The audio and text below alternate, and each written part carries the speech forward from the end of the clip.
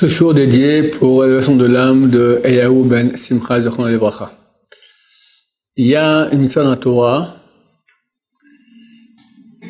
qu'il ne faut pas transgresser, un interdit, qui s'appelle l'interdiction de vengeance. L'otikom, c'est pas se venger, mais l'otitor, c'est pas garder rancune.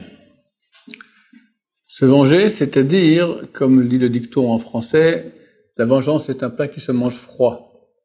Si maintenant quelqu'un me flanque une tarte et moi je réponds tac, je lui flanque une tarte, j'ai pas transgressé l'interdiction de se venger. J'ai transgressé une autre interdiction de frapper. D'accord, c'est aussi interdit de la Torah.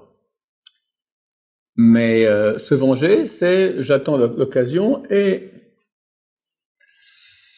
maintenant, on va dire, c'est plus ou moins facile de ne pas se venger, il y a aussi du travail à faire, parce que des fois, quelqu'un t'a fait beaucoup de mal, maintenant tu as l'occasion de te venger, un tout petit peu, en tout cas pas être aussi gentil que tu aurais pu l'être, c'est interdit.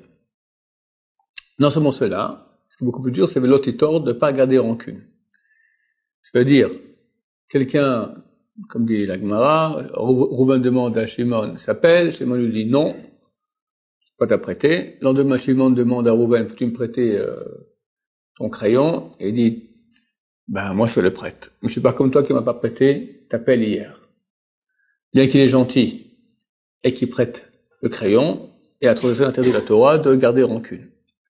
Même s'il dit rien, mais il lui fait un petit signe, ou il n'est pas aussi souriant que normal, une petite allusion tout à fait anodine, d'accord, qui à peine se voit, par cela il transgresse l'interdiction de l'otitor par garder rancune. Il faut, comme dit le Rambam Maïmonide, il faut effacer ça de son cœur. Et comme dit le Ramchal, Rabbi Moshe Chaim Luzzatto, un des grands Baalei Moussar et kabbalistes des derniers siècles, il dit ce n'est facile que pour les anges. Si tu m'as pas prêté l'appel, bon, encore on peut passer outre, mais quand c'est des choses qui sont beaucoup plus difficiles, quelqu'un qui t'a fait souffrir beaucoup, et il s'excuse. Et toi, tu peux maintenant ne pas l'excuser ou ne pas être aussi ami avec lui comme auparavant, etc. Tout ce qui va être une sorte de refroidissement rancunier, c'est interdit. Une très belle histoire ici, qui a eu avec le Chidush Harim. Chidush Harim, c'était un des Admorim de Gour. Donc, des centaines de gens passaient le voir tous les jours, et il y avait son secrétaire qui faisait l'ordre dans la chambre d'attente, qui passe avant, etc. Il y a un monsieur très grossier comme ça, et il veut passer avant. Et le secrétaire lui dit, non, c'est pas possible, t'es à ta place, tu laisses passer les gens. Il s'énerve, et le monsieur grossier flanque une tarte, gifle carrément le secrétaire du Admor.